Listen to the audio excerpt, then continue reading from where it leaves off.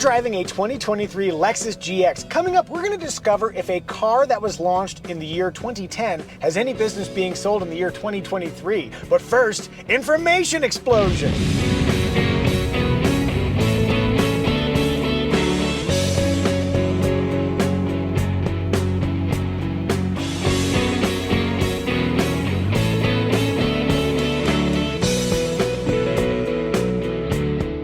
The Lexus GX is a body-on-frame SUV. It shares a lot of its underpinnings with the Toyota 4Runner. And as mentioned at the very beginning of the video, this generation, the second generation GX, was originally introduced in the year 2010. It has gone through a number of updates since that launch, but fundamentally, it's pretty much the same. Let's begin with interior. Hearing what you just said about when the vehicle was launched, I'm getting that vibe. There is a CD player, but there's no wireless charging. Also, this interior is not heavy on flair or luxury SUV cues that you normally get. There are some soft touch points. You also have some hard bits here. There is wood? That is real wood, baby. Ooh. That's dark ash. And in addition to real wood, you've got this stitching right here. So there are elements that certainly elevate this. In terms of functionality, I fit very comfortably in the front seat, and I do like that there's generous lumbar support. These are standard 10-way front seats. When I move to the second row, there's ample adult space. Even in the middle position, there's plenty of headroom. You'll probably put a child in that middle position, so having a slight elevation for the foot area might make some sense. Those second row seats do slide and recline, and that's a very generous recline.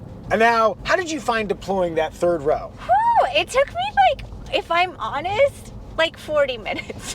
But I'm really bad at this stuff. I think the way you're supposed to use a GX is treat it like a 5-seater, and then, in an emergency, you can remove the big floor cover in the cargo area, pull out the big cargo cover element on top. Where do you put that, though? I think you need to do that when you're at home. If you're out and about, I don't know if you have too many options for where to put that. But assuming you've successfully left the cargo cover at home, you have to flip the seat backs up for the third row, and then go around from the inside and then pull the seat bottoms out. And ignore the extremely misleading large yellow sticker that talks about the automatic movement of the seats if you don't have that. Oh, they just have one sticker back there? I think that's why I was so confused. There is a power folding option, but it only comes on the highest trim. But everybody gets the sticker.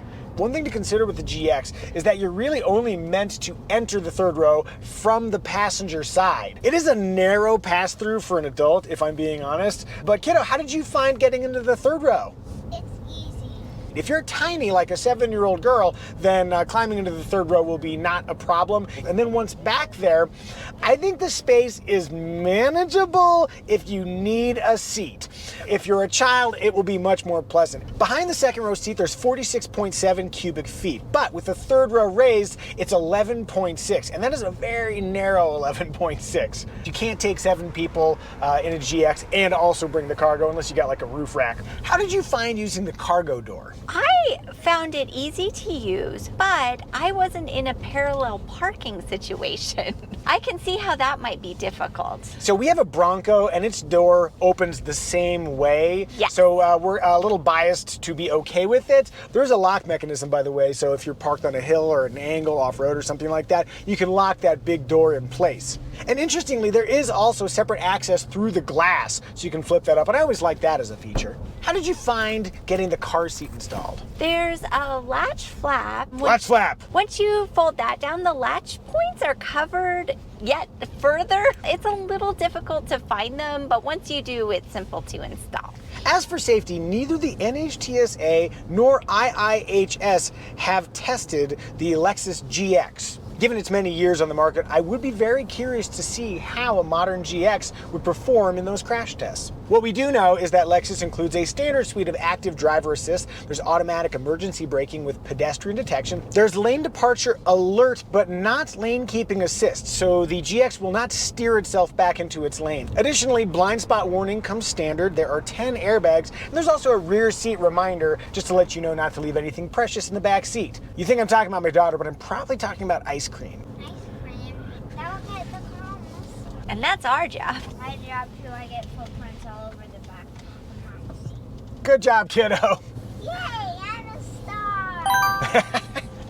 Oh, and dynamic cruise control is also included, but it only works under 30 miles an hour. What happens when it drops under? Here we go, here we go. And it just stops working. Okay. Good to know. The Lexus GX is not the only one to operate that way. I've driven other vehicles where it's like, oh, you're going too slow, I'm just going to tap out now. But you really need to know that that's what's going to happen when you get below 30 miles an hour. Was that tiny little beep your alert that it's about to plow into the Impreza? Yes. Cool. What do we think, family? Is the Lexus GX family friendly? Yes. It's plenty roomy for Yes. a family. Yeah, and having emergency use third row seats would be great. We would certainly appreciate that, but I have a little bit of hesitation about the safety implications. Rear window test. All the way down, woo! High five. Money high five.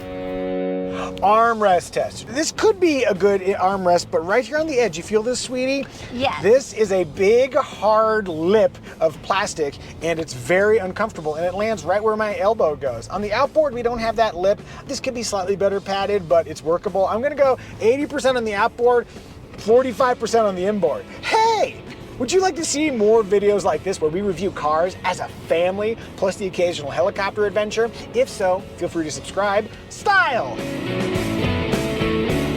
Looking back at pictures of the original second generation GX, I'm really impressed how they've updated it. It completely feels like a modern vehicle. The headlights, the taillights look great.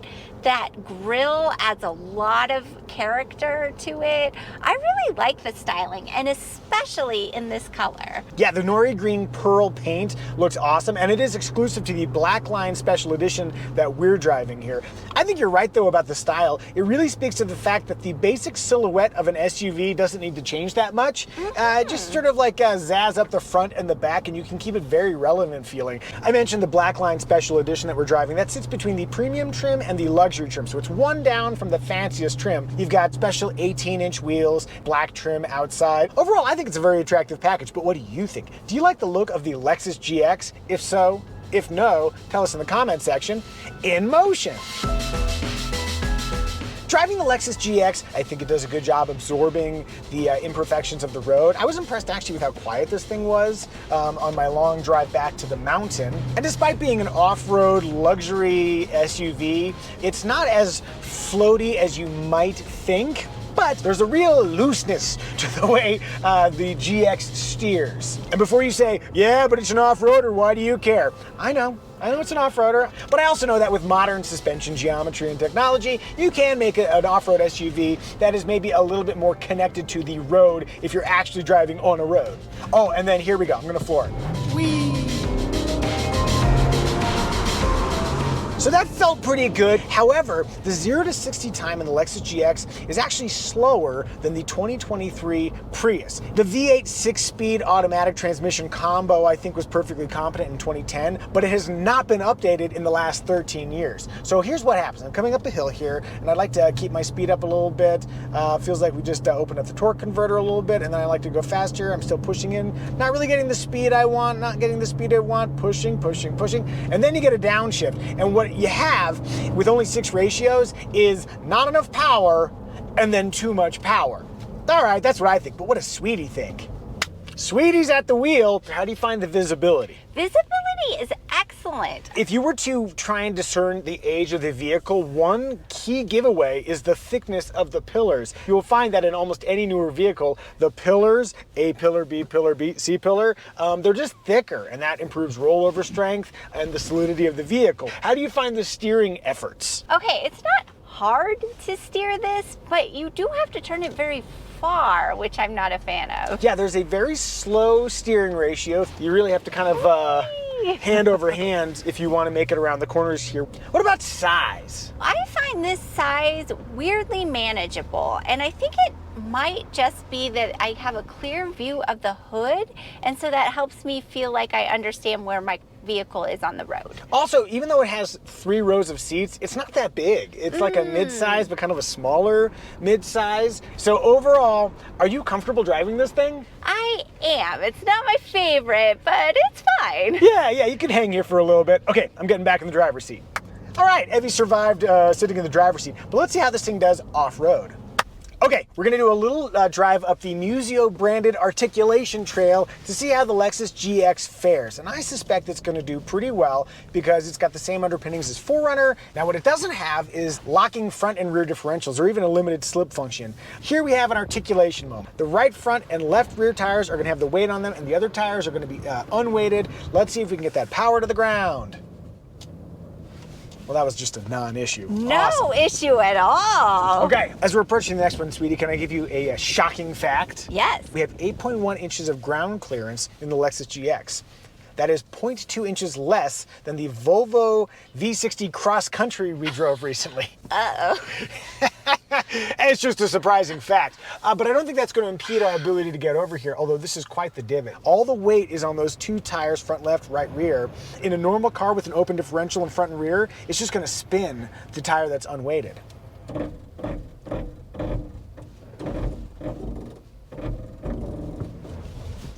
Okay.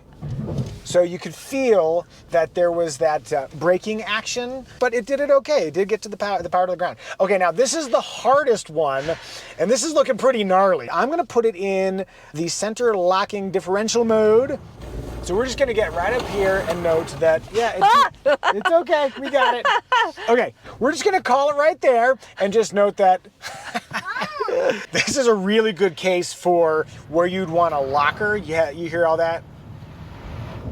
The tire spin, it can't get the power to the tire that has a ton of traction, which is on the left side. This is an occasion where the rear locker that you can get, let's say in a Toyota 4Runner, would actually get us moving forward. Whereas here, we're pretty much stopped. I could probably make a run at it, but I don't want to break anything from Lexus. All right, that seems like a pretty good place to stop. Overall, the GX definitely shows its age with its driving demeanor, but that does not mean you can't take it out and go be very happy traipsing through nature in your $60,000 Lexus. Moving on to emotion factor. Remember when you sat on your glasses and you were like, oh great, I broke them, and they were not broken. I do remember that. That is a really excellent memory. That is a perfect tie-in to today's sponsor, Flying Eye Sunglasses. Sweetie, my hand is still broken. Can you show them what you can do in terms of bending them? Just go bend that. Oh, yes. Look at that.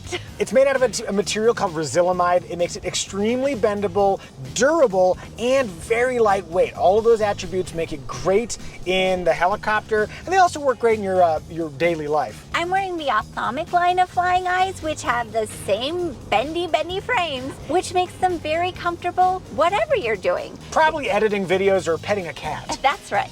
Do you edit videos? Would you like to pet a cat? Well, then you could use the aviation quality of Flying Eye sunglasses. Click the link in the description below. You can use the promo code Micah to save 10% on Flying Eyes.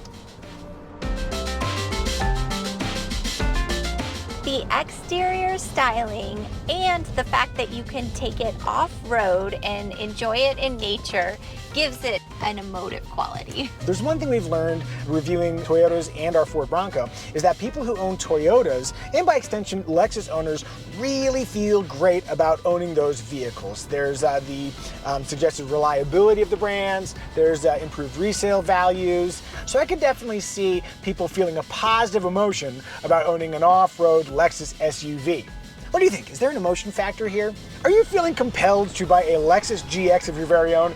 If you want to know what your current car is worth, if you perhaps want to sell it, or what you should pay for a Lexus GX, click the Kelley Blue Book pricing link in the description below. Kelley Blue Book, the hard to pronounce pricing leader for the last 19 years. I've only worked there 16 years. I should have the name down by now, right? Remarks.